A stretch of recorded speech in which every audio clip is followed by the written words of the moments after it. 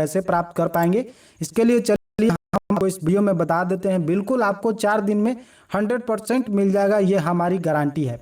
तो इसके लिए सबसे पहले देखिए, आप लोग यहाँ से क्या करते हैं, लॉगिन पहले कर लीजिए। हम जो बता रहे हैं वही देखिए, आपको यहाँ से कोई भी दिमाग नहीं लगाना है।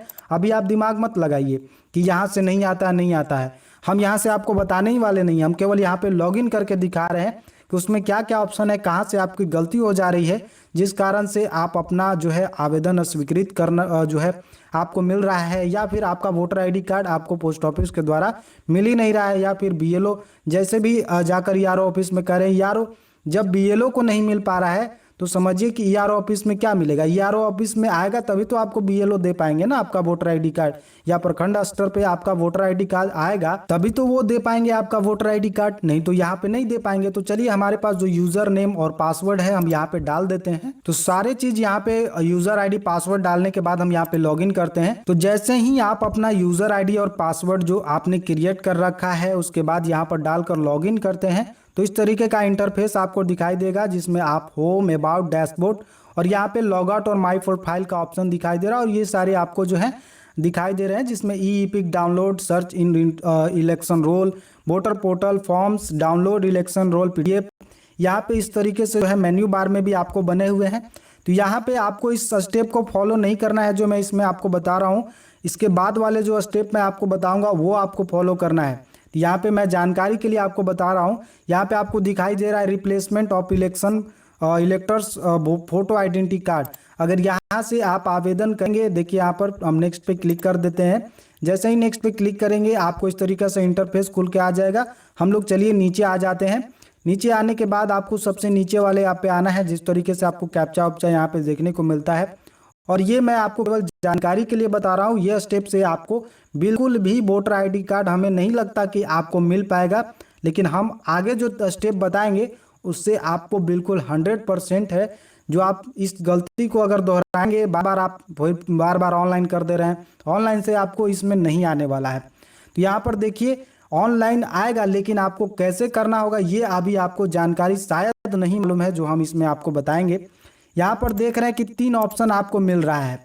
यहाँ पे सबसे पहला जो ऑप्शन आपको है कि I will collect EPIC from VRC या सीएससी।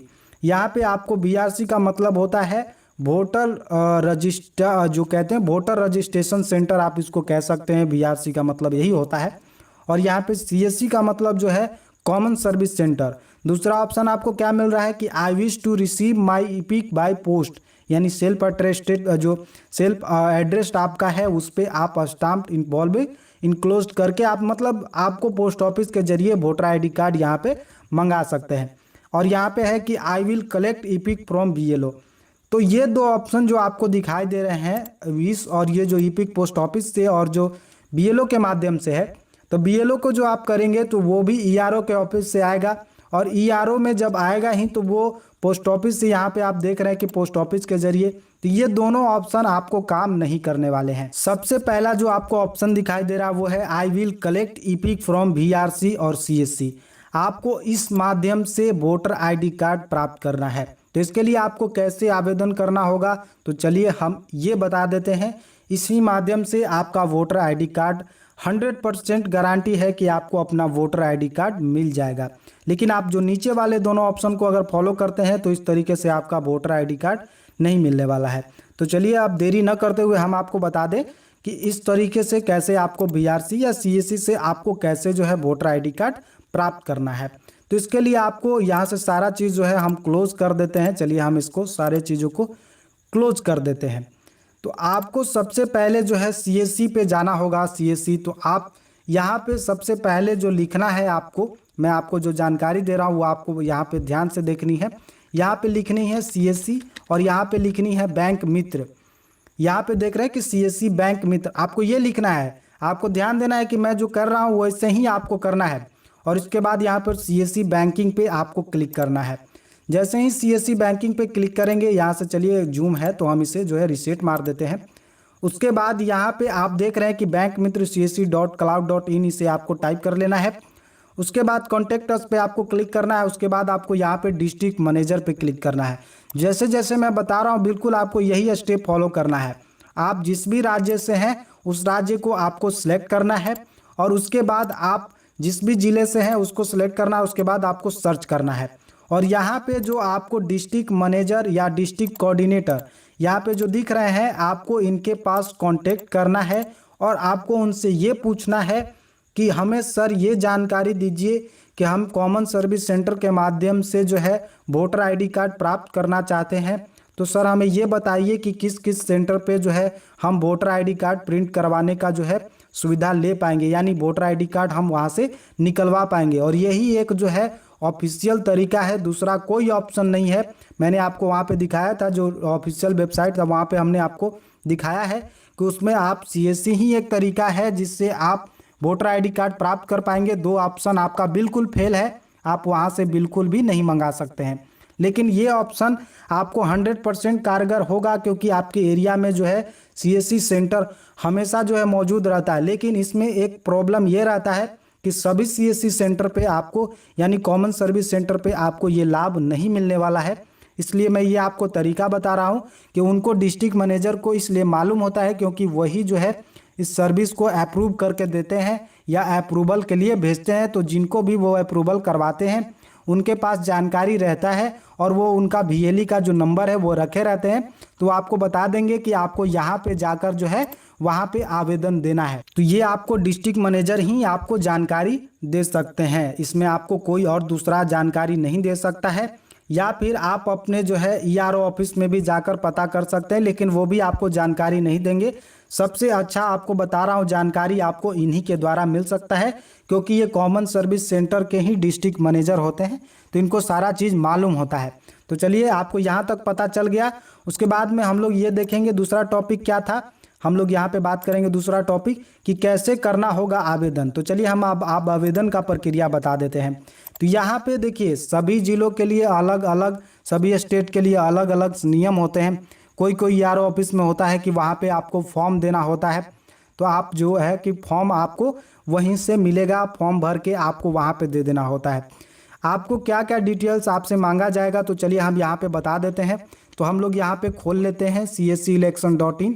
इसी वेबसाइट के जरिए जो भी आपके CSC के संचालक होंगे, यानी कॉमन सर्विस सेंटर के जो संचालक होंगे, वो यहाँ से आपको आवेदन कर देंगे। तो चलिए हम बता देते हैं कि कैसे वो आवेदन भी करेंगे। तो चलिए यहाँ पर हमने खोल दिया है। उसके बाद यहाँ पे जो यूज़र आईडी रहेगा वो CSC का रहेगा। तो चलिए हम यहाँ यूज़र आईडी पासवर्ड डाल देते हैं। तो यूज़र आईडी पासवर्ड डाल के जैसे ही वो इस डैशबोर्ड में लॉगिन होंगे, जो उनका अपना डैशबोर्ड रहेगा, जो CSC का डैशबोर्ड है, आप इस वाले डैशबोर्ड में ऑनलाइन आवेदन नहीं कर सकते हैं, ये आप जान लीजिए, क्योंकि ये सिक्योर है और उन्हीं को अप्रूव करके दिया जाता है और कोई भी अलग तरीका नहीं है वोटर आईडी कार्ड जेन्युइन तरीके से आपको प्राप्त करने के लिए। नहीं तो मार्केट में बहुत सारे फेक तरीके चलते हैं, या आपको यूट्यूब पे बहुत सारे ऐसे जानकारी मिल जाएंगे जहाँ पे आपको ये बताया जाएगा कि एक दिन में आपको वोटर आईडी कार्ड हो जाएगा।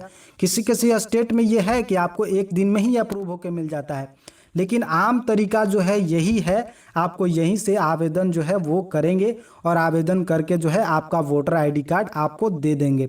उसके बाद यहाँ पर आपको जो है आएंगे नीचे की ओर, तो यहाँ पे आपको जो है EPIC कार्ड प्रिंटिंग का ऑप्शन आपको देखने को मिलता है और यहाँ पे फॉर्म 001, यही आपको फॉर्म 001 वो है वो भर देंगे।